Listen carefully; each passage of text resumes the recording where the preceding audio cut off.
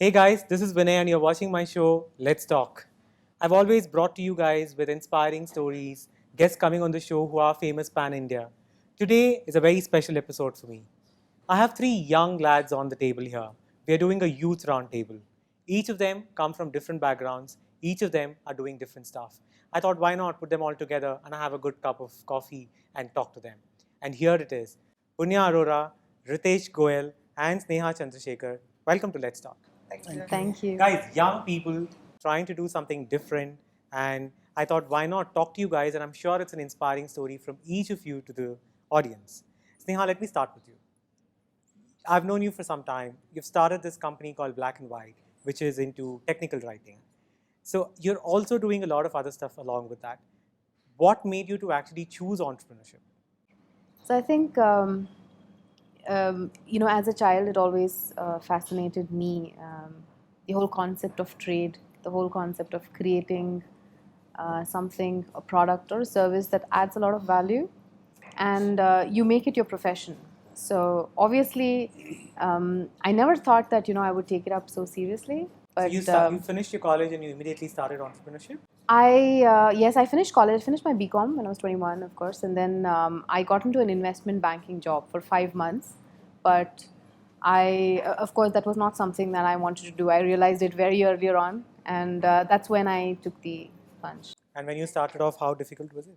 It was extremely difficult because back then, I think it was 2009 when I started off, and I was 22 then. And entrepreneurship was not, or startup culture was not as glamorous as it is right Yeah. now. And I had a lot of people telling me that, you're just a kid and you just want to start off business. And mostly it was a lot of, discouragement and no motivation, but that never stopped me because I was somebody who always believed that you do what you want to do. Brilliant. Ritesh, you, like Sneha was mentioning that, she started off into, she very, very early knew that she didn't want to do corporate. You've started this Global Indian Business School. Your first batch is going to come out who are MBA students. So what made you to get into this? My story is pretty interesting. I was born and brought up in Rajasthan, a very Sure. small town of Rajasthan. And our education was like I've done till 12th standard, I've studied from Hindi medium. So I wasn't able to speak a single word of English. Wow, look at you now. So, so Incredible. then I went to Delhi and I did my engineering over there. And I don't, that time I was not from a very big, like business class family and all. My father was a sugar merchant. Okay, then I moved to Delhi and I did my engineering over there and I worked for 1 year in Indraprastha Gas Limited. Then in 2007, I moved to Bangalore for doing my, my dream was to do an MBA program, but I was not sure what Like many exactly I'll others. do after MBA.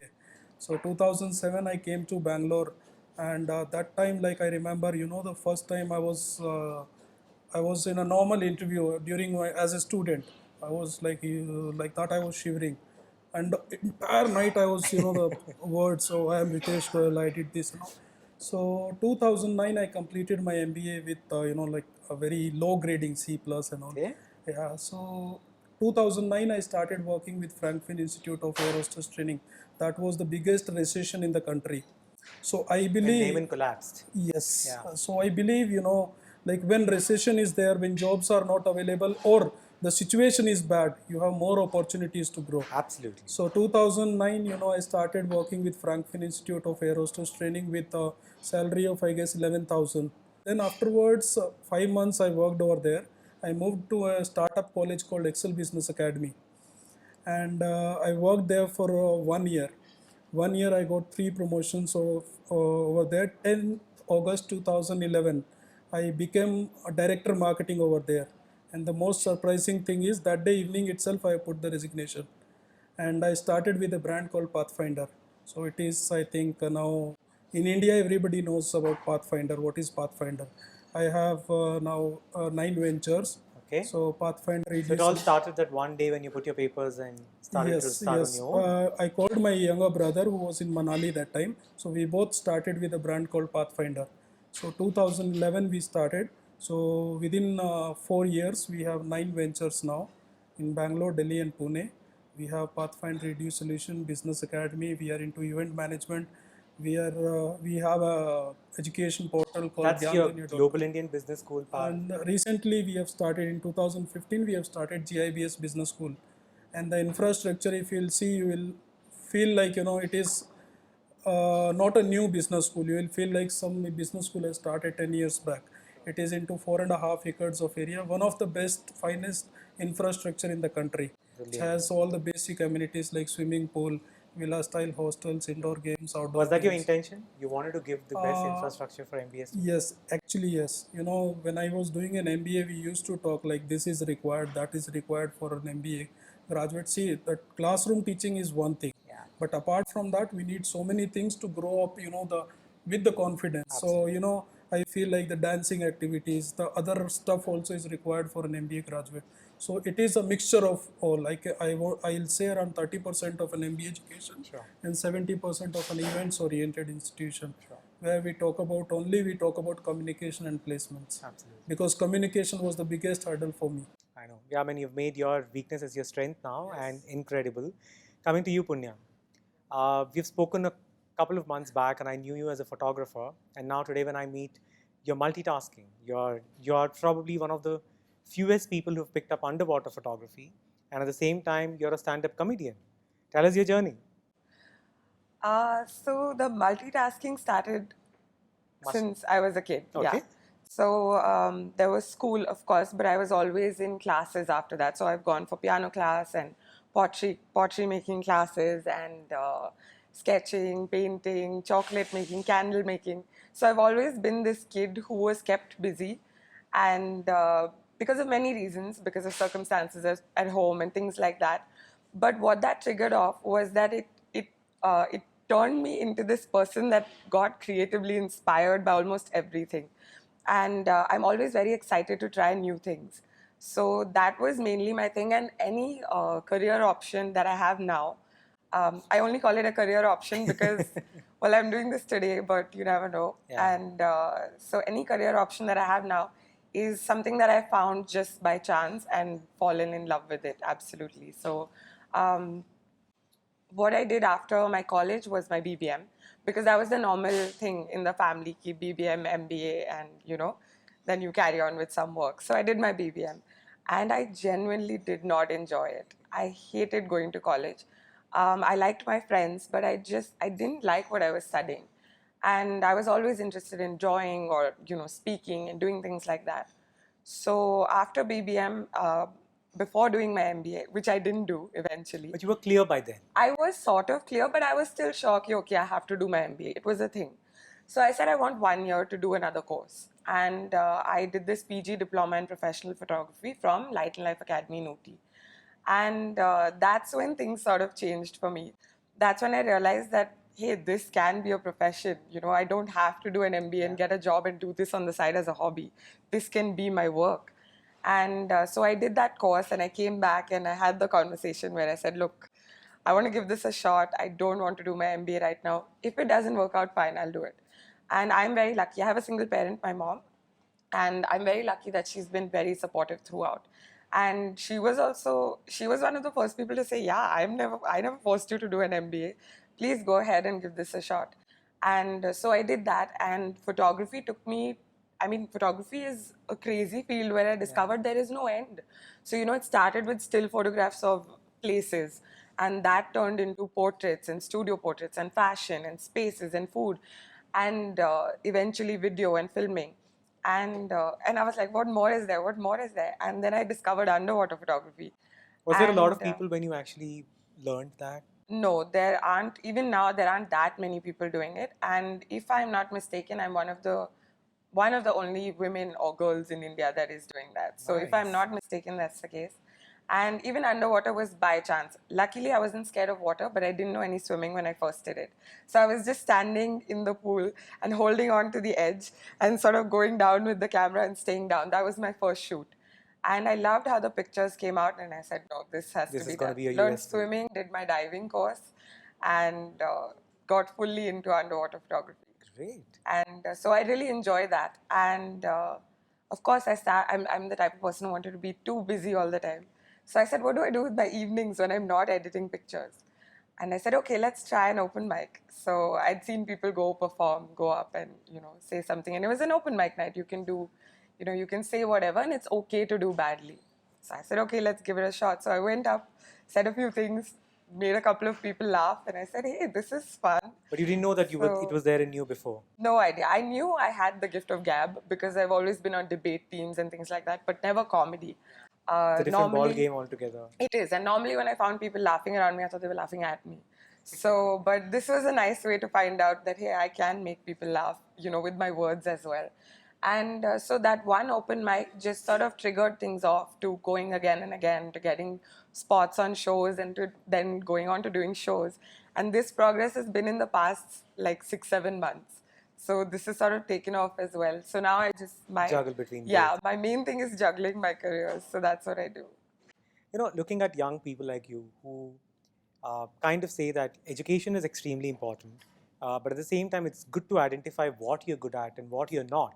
Most of the times, you might not know what you're good at, but you might figure out what you don't want to do, and then you figure out what you want to do.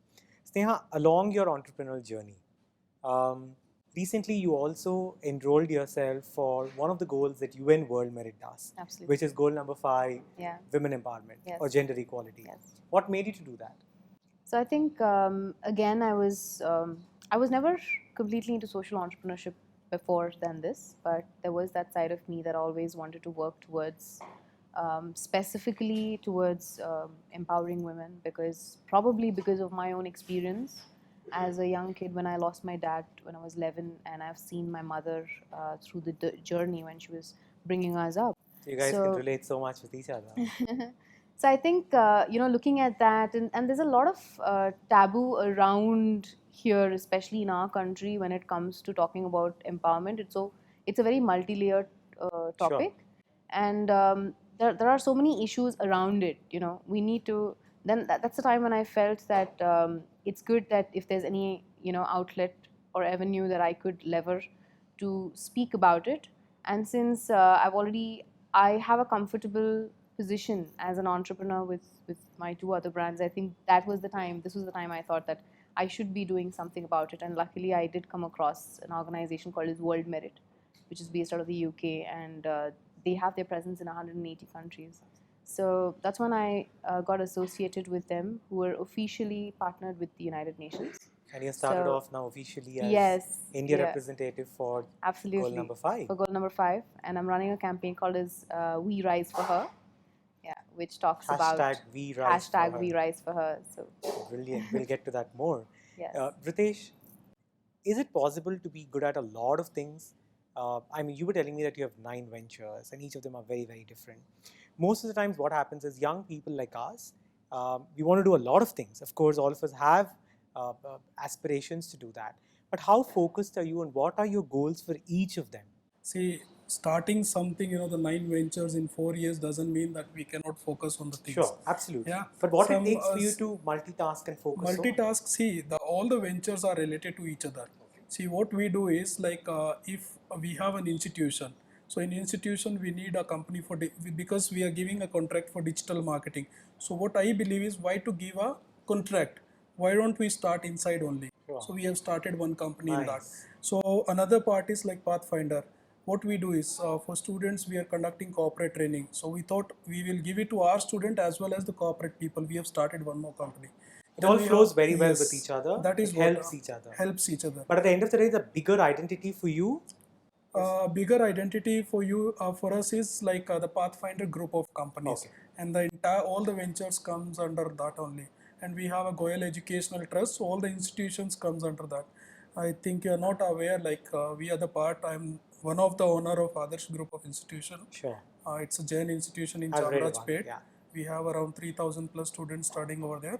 And then I am the partner in Community Group of Institution, which is situated at Jayanagar, which is owned by Mr. K.M. Nagaraj. So I am the partner over there. And recently we have started with the GIBS Social Foundation for the cause of the society. And I am one of the trustee for Cancer Foundation, which is situated at Hanumant Nagar. Okay. So we are around 120 trustees over there. So Dr. Balaji is taking care, who is a very famous cancer doctor. he's taking care of that hospital. We are getting so much of funds for that. Sure. And That's a under very noble cause. Yes, You know, you guys are, you're what, 29, 30? I'm 29. So you guys are in your late 20s, and the kind of thoughts that come into your minds, irrespective of whatever fields that you do, be it taking up something, the roads that's less traveled, or trying to do something to the society, or trying to venture something out. A famous personality has said that we need more entrepreneurs to make the country better and bigger. And you guys have started the first step towards that. Punya, photography, every guy who has a Canon or a Nikon is a photographer. And I've seen hundreds of pages or probably millions of pages on Facebook which says, I'm into photography. What does it take to be a good photographer? So, first of all, I am not one of those people who gets irritated with anyone who has a camera and says that I'm a Sure. photographer. I think it's great. Sure. And I think it's a good way to start. Sure. But what I meant to say is, do people just go with the flow that, oh, my friend's taken a camera, my friend's dog has a camera, and I want to have one? Yeah, it does happen like that. Sometimes I've even had clients who see me on a shoot and say, which camera is that? And then they go and buy that camera.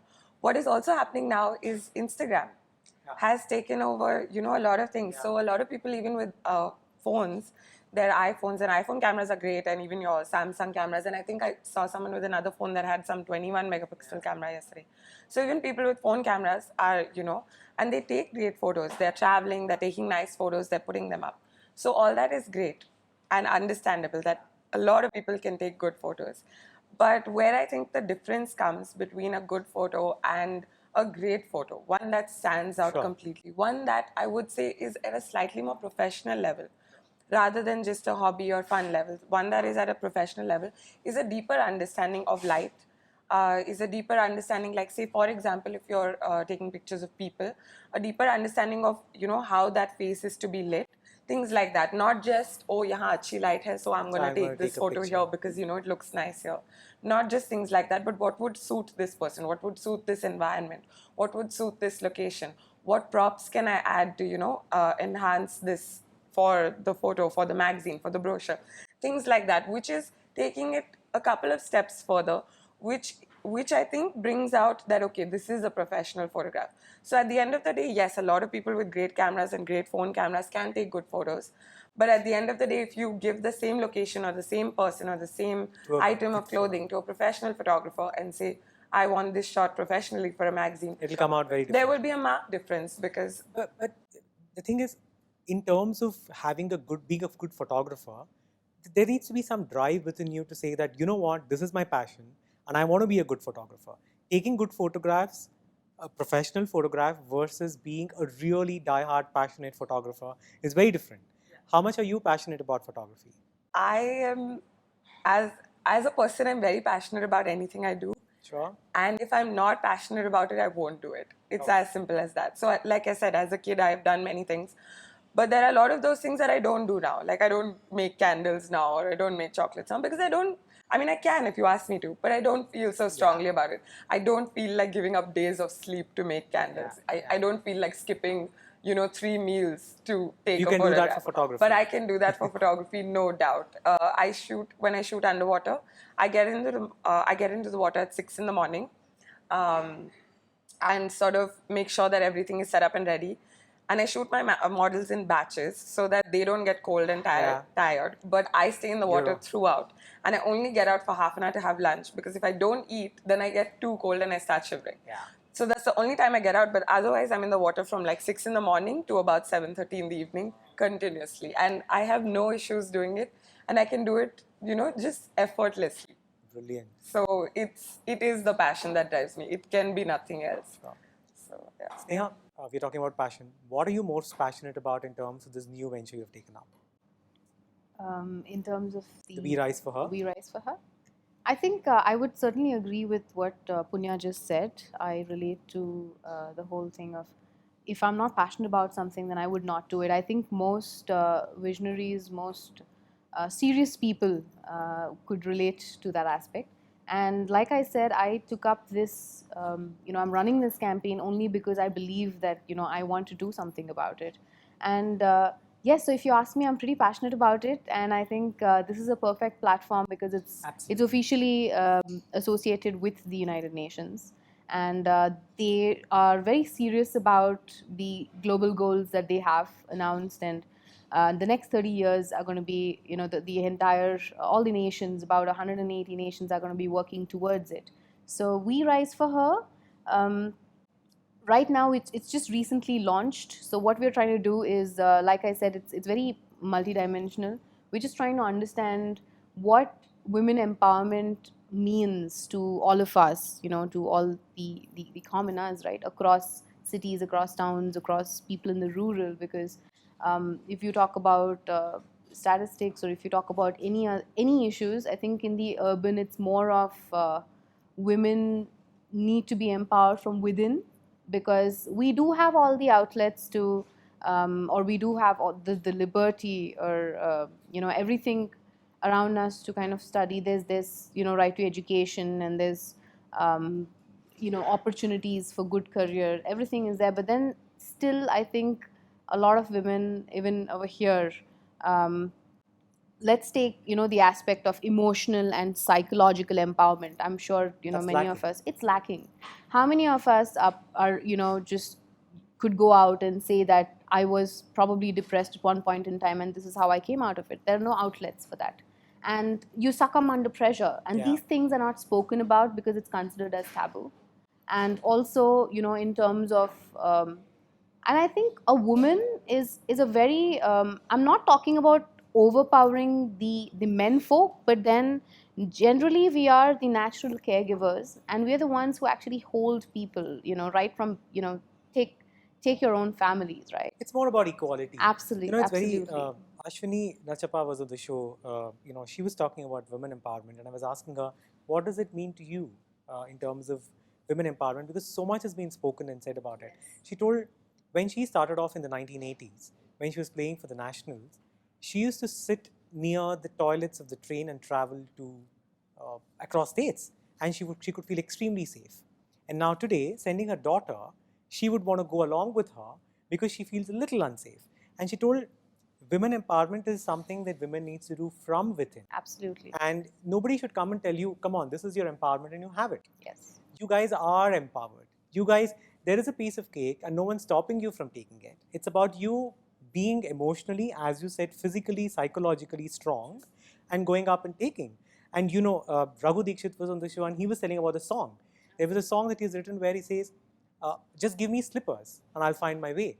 That's all, women needs. So what are your initiatives coming up for We Rise for Her? And I also think, just to add to it, we need to enroll even the men around us, Absolutely. to the vision that we have. Sure. And it's only then that, they understand your vision, and then you actually feel empowered. So in terms of We Rise for Her, yes, the first thing is, I believe that any initiative, any serious initiative needs to be spoken about. People need to understand that why are we talking about it. So we're now, talking about it. What is We Rise for Her? Why is even gender equality considered as a global goal? Why is United Nations considering that as a global goal? Why should we work on it? So first is creating a lot of awareness around it, and then we're also talking to a lot of people, a lot of stakeholders, to define or to give a comprehension of what is empowerment, or what needs to be done. What are the issues that we need to look at, in terms of empowerment, and then we'd start all the activities. We're strategizing for it, and I think this is a very beautiful initiative by World Minute. Yeah. We're also having 360 people across 180 countries working on various goals that they're associated with, and the 17 goals are headed by the 17 leaders.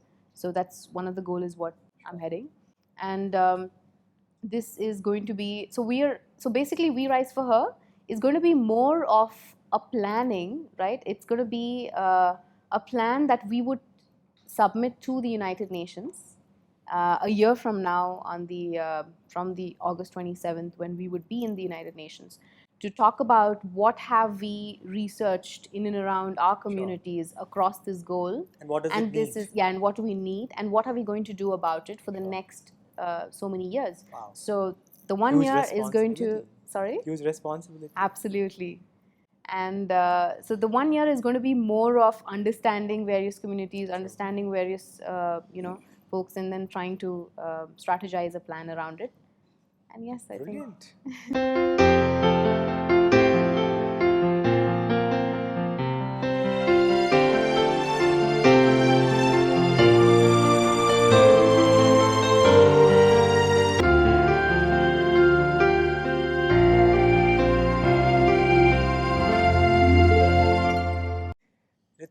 one thing I see common in all three of you is that it's not that we come from a very, very established families. It is we have to find a way, and you guys are determined to actually find a way. When you came to Bangalore to do your MBA, and today when you look back where you have an MBA school, I mean, what do you feel? How does it feel now? Obviously great. And then Yeah, when you see, started off, what were you thinking? Were you thinking that, I went to an MBA school and these were not there in the school and I want to give all of that? see, what happened is like, I always wanted to start something where I can give something to the society.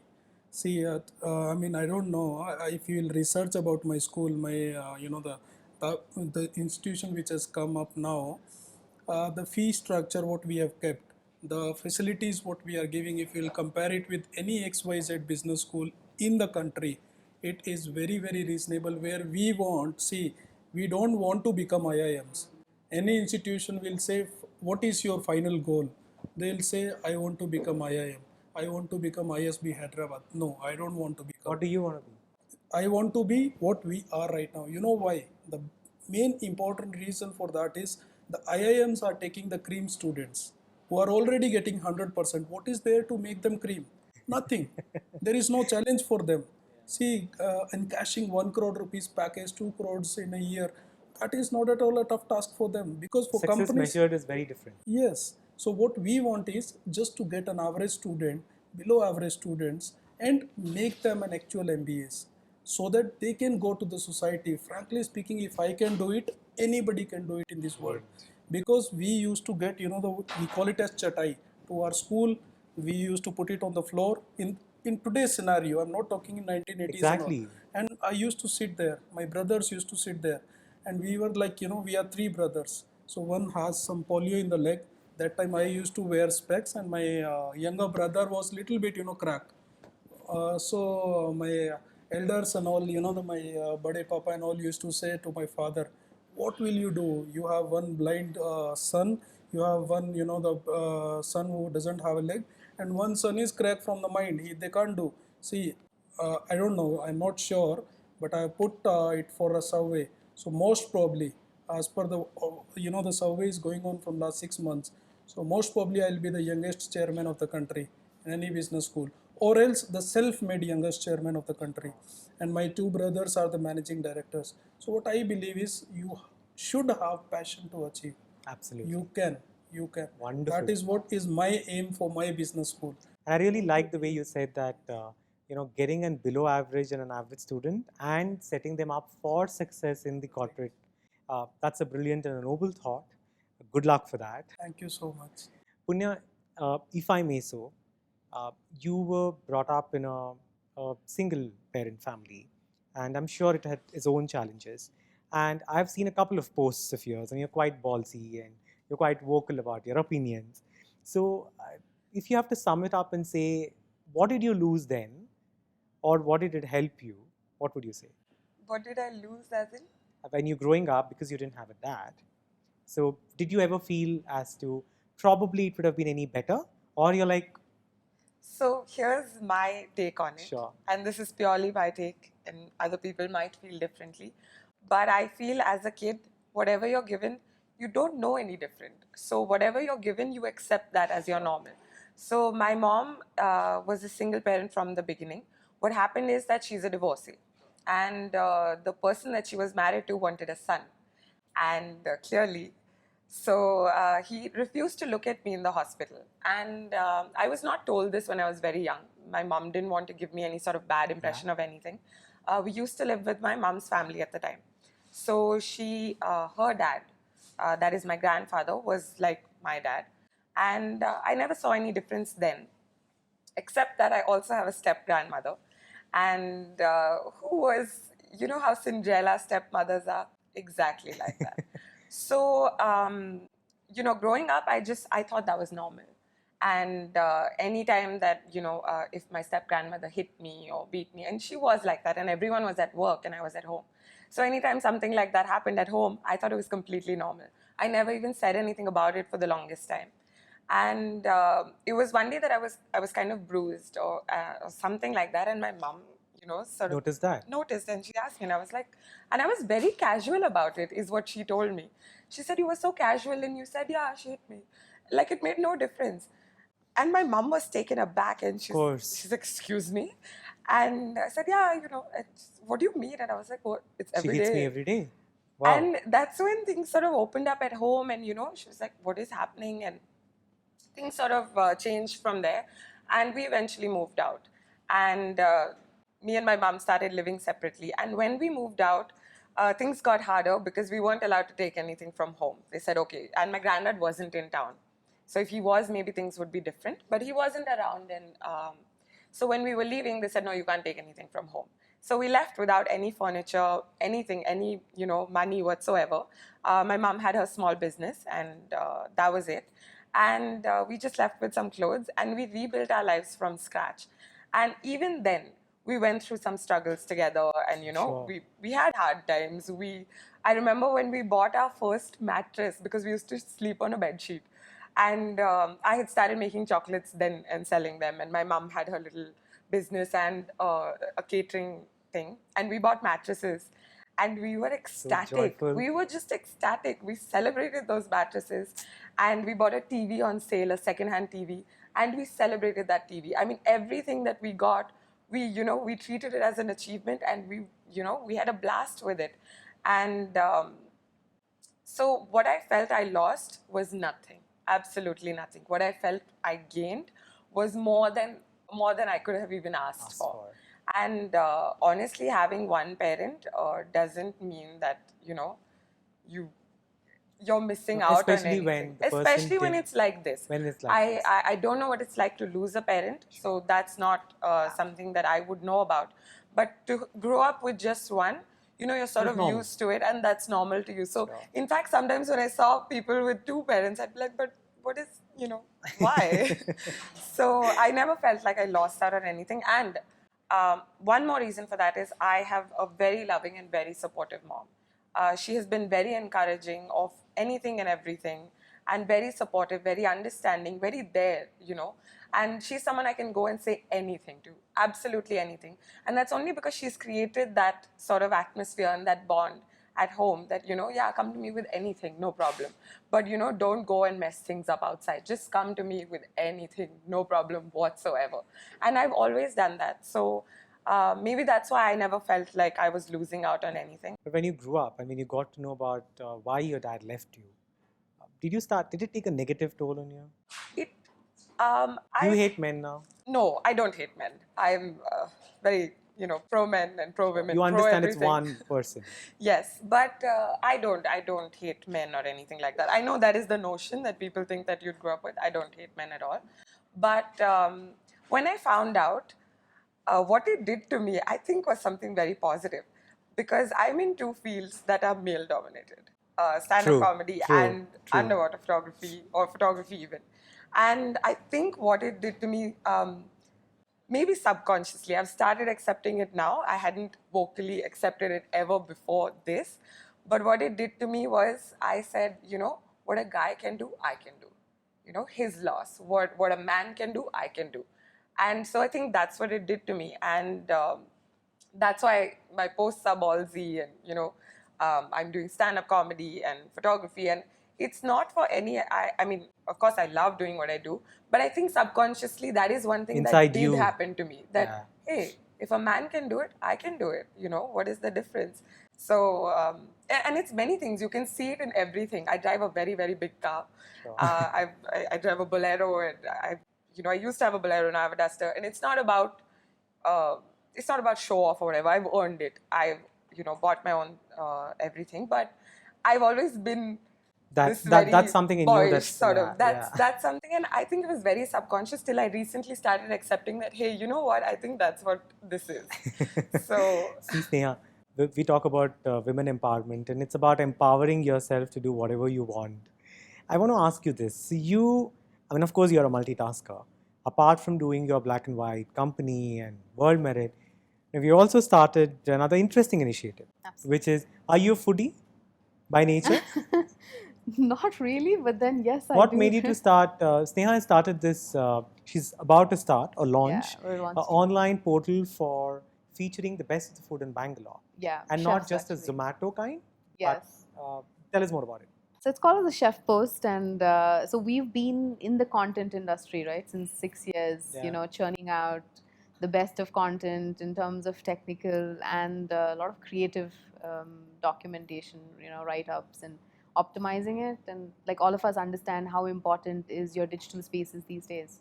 And when we stepped into the hospitality industry, I think a couple of years back, and we continue to work with them with many beautiful hotels and the kind of food they have to promote them online. So these 2 years have been, I've spent it in observing how the industry works, and I thought that there are a lot of portals or any other outlets which promote the food and to get people walk Sure. into their restaurants or hotels, but we wanted to give something to the users which can talk about the ideologies behind the concept of food that they're serving, the concept or the chef's techniques. Because these days I think everything is driven around user reviews, but I'm sure all of you would agree it's getting diluted. Yeah. Because the four of us eating the same food may have four different opinions, and the fifth person can believe any one of us.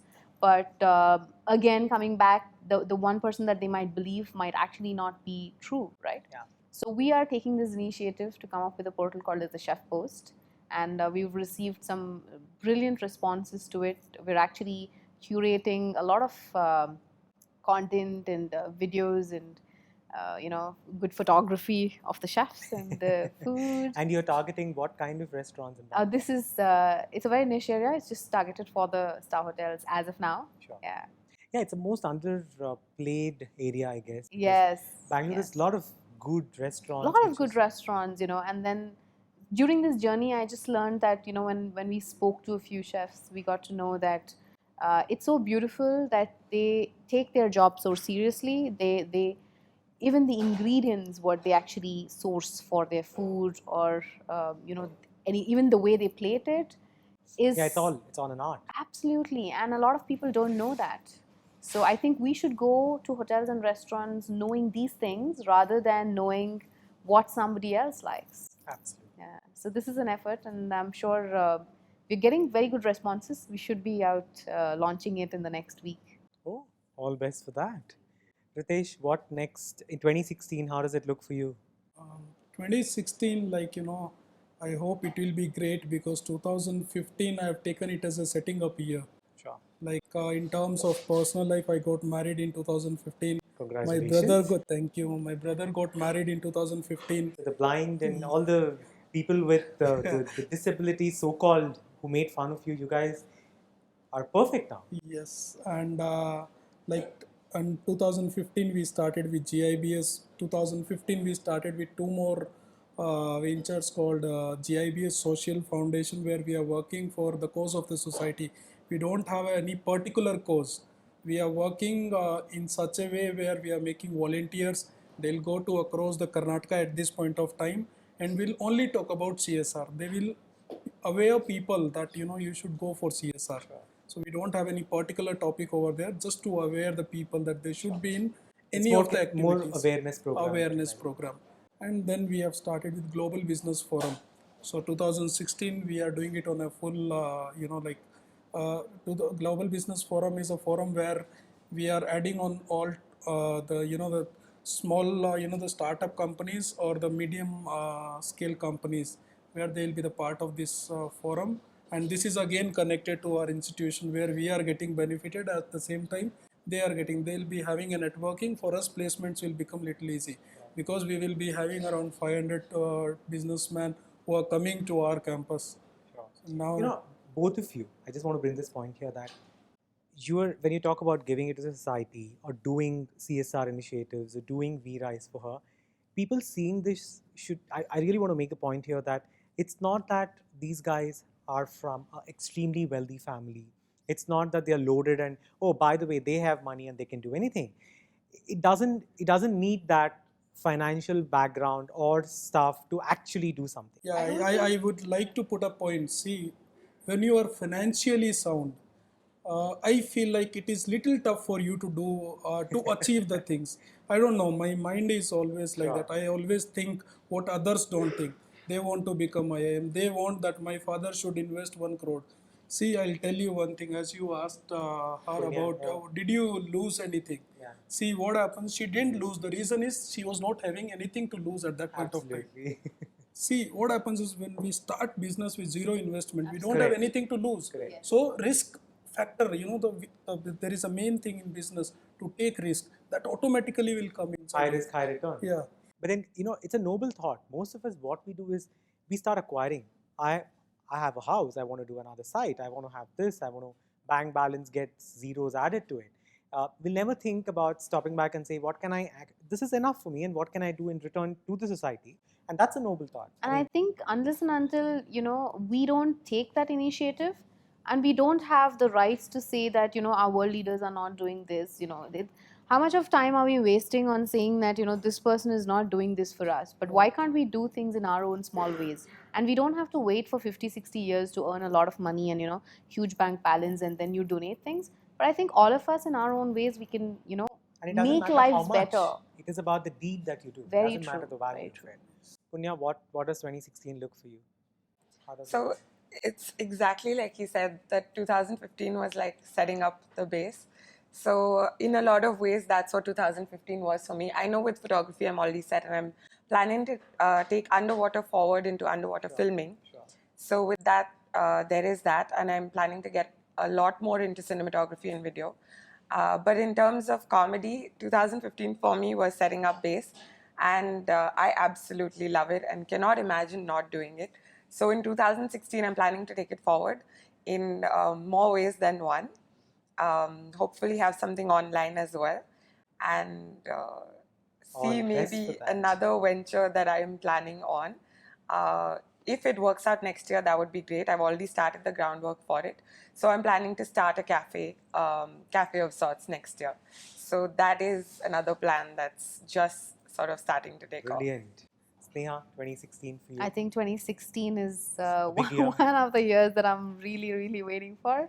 And I again agree with these guys. 2015 has been a lot of groundwork, a lot of thoughts in place, and 2016 is going to be action. Wonderful. Yeah. Talking to the three of you, I feel privileged. You guys are extremely independent. You guys know what you're getting into, and you guys have clear vision.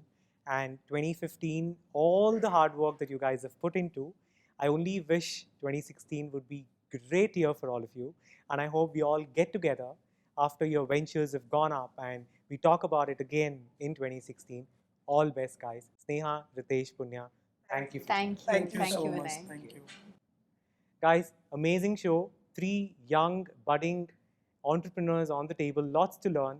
All the people seeing this, make sure that you're passionate about what you do, and I'm sure success will come. As a lot of people on the show has said, strive for excellence, and the success will automatically come. This is Vinay. Thanks for watching the show. Difference comes between a good photo and a great photo, one that stands out completely, one that I would say is at a slightly more professional level rather than just a hobby or fun level. One that is at a professional level is a deeper understanding of light, is a deeper understanding, like say for example, if you're taking pictures of people, a deeper understanding of how that face is to be lit, things like that.